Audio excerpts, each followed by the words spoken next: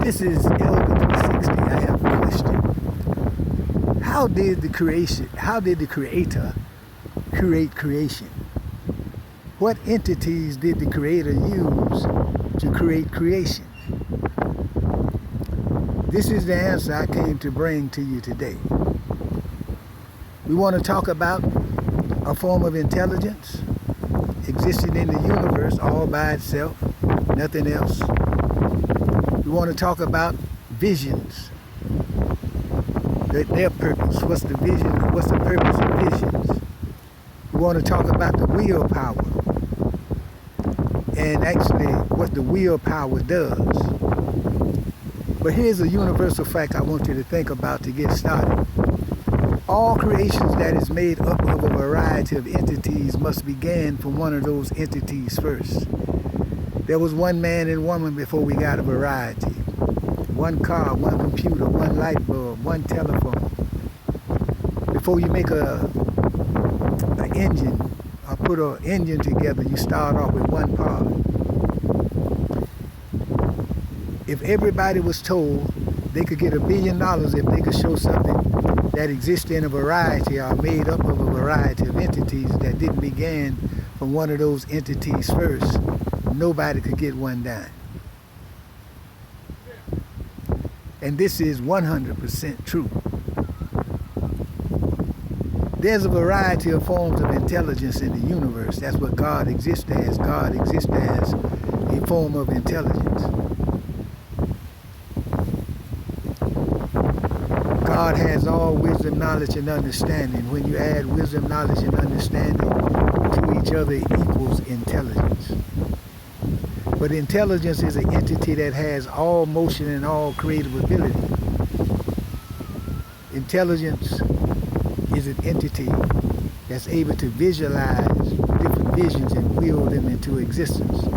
Our spirit has the same basic functionings. We can visualize things and create them or make them ourselves. Everything that is in the same image and likeness, everything that exists in the same image and likeness, has the same basic functionings. All spirits have the same basic functionings. We are created in the image and likeness of God. We have the same basic functionings as God Almighty. Let's deal with the willpower. Everything in the universe is an entity with a purpose that it serves. Creation is the first book that God wrote. When we look at creation or observe creation, we can see everything is one individual thing. Every grain of sand, every tree, every human being, every atom, proton, neutron, electron, on, is one individual shape, fashion, or form. So if God told everybody they could get $1 billion if they could show something or identify anything that's not one individual thing existing anywhere in the universe, nobody could get one dime. So this means the action of willing for something to be is one individual thing. This means that a vision is one individual thing. This means that a form of intelligence is one individual thing. Now the action of willing for something to exist has to exist before the creation itself every time. Everything created by God or made by man or woman got its existence after God, man, or woman willed for it to be.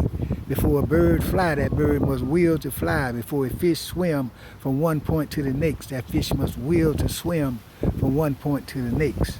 If the Creator told everybody they could get $1 $1 trillion, if they could show or identify anything created or made by any living thing before that living thing willed it to be, nobody could get $1 dime. So if everything is one individual thing, is applied to the fact that the action of willing for a creation to exist must exist before the creation itself, this proves without a shadow of a doubt that the action of willing is a separate action, has its own purpose, and its only purpose is to make things manifest or materialize. And this is what God used to make its creations materialize, its ability to will for something to be. Now everything existing in creation that is created by the Creator exists in a variety.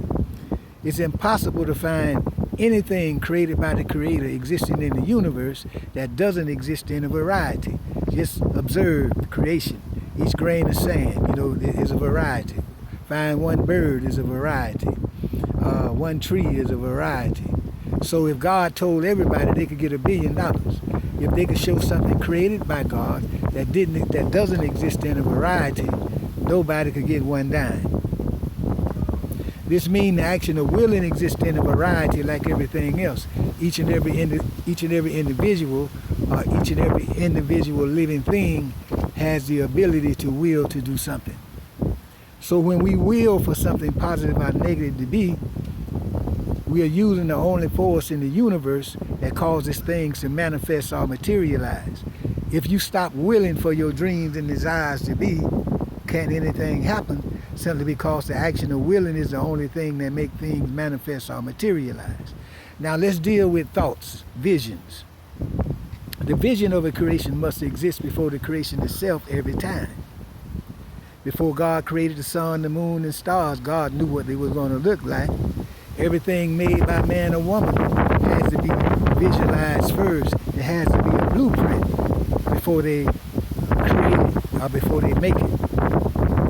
So if everybody was told they could get $1 billion if they could show something created or made by any living thing that wasn't visualized first, nobody could get one dime.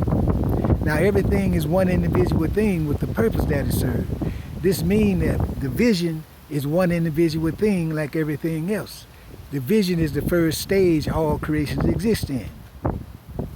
So, the vision is what manifests into all the creations we see, touch, taste, smell, hear, or reason with that is created or made by any living thing. So we got the vision. The vision is what manifests into all of the creations. The will is what causes all creations to manifest or materialize. So when God created the vision of the sun, the moon, and the stars, human beings, the animals, the birds, and will for them to be, that's when they came into existence. And this is how God, the Creator, created creation. And this is the only way we can create anything. We must first will for the vision to be. We must first make the blueprint. We must first create the vision of the activity and the creations that we want to bring into existence, bring into fruition. Then will for them to be. But if someone stops us from willing for our dreams and desires to be, nothing can happen. So when we will for something positive or negative to be for another, we are automatically sowing without moving a muscle or saying a word. And this is what the Creator gave to me to deliver to the people of the planet Earth. We don't got to do anything physically or say anything verbally to make something positive or negative happen to ourselves or to create something positive or negative. All we must do is will for a positive or negative vision to happen to someone and automatically make it begin to materialize, and then we must reap what we sow. We must reap what we have sown with our willpower and our imagination.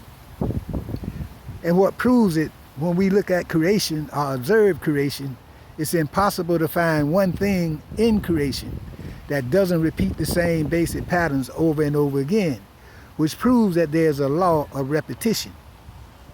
Winter, spring, summer, and fall repeat themselves every year. Earth rotates in a circle. Planet rotates around the sun in a circle. We eat and get hungry over and over again. Drink water, get thirsty over and over again. Everything grow from the ground, return back to the ground. Day and night take the place of each other over and over again. Everything made by man or woman, the car, the computer, the light bulb, all the appliances in the household, does the same basic thing over and over again. If the Creator told everybody they could get $1 billion if they can identify one thing in creation that doesn't have the same basic repetitious pattern or repetitious nature, nobody could get one dime. So this proves what goes around comes around. So when we will for a positive or negative vision to happen to someone, we are sowing. And then the law of repetition will make us reap what we have sown with our will force and imagination without moving a muscle or saying a word. I was asked a question in meditation one time. I know human being never asked me before. When are the things created that we reap? I was sitting down meditating and I heard that question in my mind as I was concentrating on God, the intelligence that governs the entire universe for wisdom. When are the things created that you reap? And I said to myself, when are the things created that I reap? And as I meditated upon it, I said, wait a minute, if I've never sown anything, I can't reap it. So that helped me understand the law. For every action, there is an equal and opposite reaction. It means the reaction is equal on opposite sides. It means the exact same time I create something positive or negative for someone, this is when I prepare the positive or negative things for myself to reap. So the law of repetition is one individual thing. The law for every action, there's an equal and opposite reaction, is one individual thing. A vision is one individual thing. And the will, the action of willing is one individual thing. So when we will for a vision, positive or negative, to happen to someone, we are preparing it to happen to ourselves automatically, because for every action, there's an equal and opposite reaction. Then the law of repetition will automatically make us reap what we have sown with our willpower and our imagination. This is the information that God started to reveal it to me in 1977. And it is a pleasure and an honor to be able to deliver such a profound message. Remember, you have the power to will for your dreams and desires to be. To will for something positive or negative to happen to someone else and make it happen to yourself without moving a muscle or saying a word. You see, only a blessing can come round for a blessing, a curse for a curse, and not a curse for a blessing. If you have an east and a west side, and the people on both sides are willing for each other to be cursed, the action of willingness will make everything manifest, so curses materialize. Then for every action, there's an equal and opposite reaction automatically. So both sides has created something negative for themselves to reap. Now the law of repetition will make all that negativity go back and forward to the east and west side automatically, and both will be destroyed. Automatically. Automatically. I think that's damn good. So the thing is this. This is the natural way things work. We can't change that. If you have two or more people willing for negativity to happen to each other, they can't get ahead. Simply because they're holding each other back, they're being self-destructive. Now, if you have the people on the east side willing for the people on the west side to be blessed, but the people on the west side is saying to the people on the east side, I will you to be cursed in the way God, now I will you to be cursed. I want bad things to happen to you. The action of willing is what makes everything manifest, so curses and blessings materialize. But for every action, there's an equal and opposite reaction. This means one side has created something negative for themselves to reap, and one other side has created something positive for themselves to reap, because one was willing curses and the other was willing blessings. So for every action, there's an equal and opposite reaction, proves that. One side has created something negative, the other side has created something positive. So the law of repetition must make the negativity go back to the one that was willing the negativity, and the positivity go back to the one who was willing the positive blessings. If both sides, the east and west side, is willing for each other to be blessed, it goes without saying. The action of willingness will make everything manifest, so blessings materialize. Then for every action, there's an equal and opposite reaction. That means both sides has automatically created some blessings for themselves to reap. Now the law of repetition will automatically make a blessing go around for a blessing. So every person on the east and west side is blessed. And so this is why the Creator tells us to bless those who curse us and bless ye one another, because things turn out better that way, automatically. And this is the way God has it, the universal chessboard set up. You can't win playing no other way. You can't win willing negativity for the ones who will negativity for you. Because you automatically destroy yourself. This is Elder 360 coming at you one more time with God's universal physics. And may the best vibrations from the Creator be upon us to draw us wisdom, knowledge, love, understanding, peace, money, guidance, protection, and help. And this is without a shadow of doubt. And remember, everything manifests from thought we see. Thought is our only reality. Thought manifests from an unseen state to a seen state. Now, my brothers and sisters, what logics do you anticipate? Give me a good thought and I'll give you one. And we all have some fun. Because everything manifests from thought we see. Thought is our only reality. Matter cannot get outside of space. Our spirits cannot escape this place. We must learn to live in harmony with the law of repetition, because what we create on others shall be our own condition. All right, mind over matter.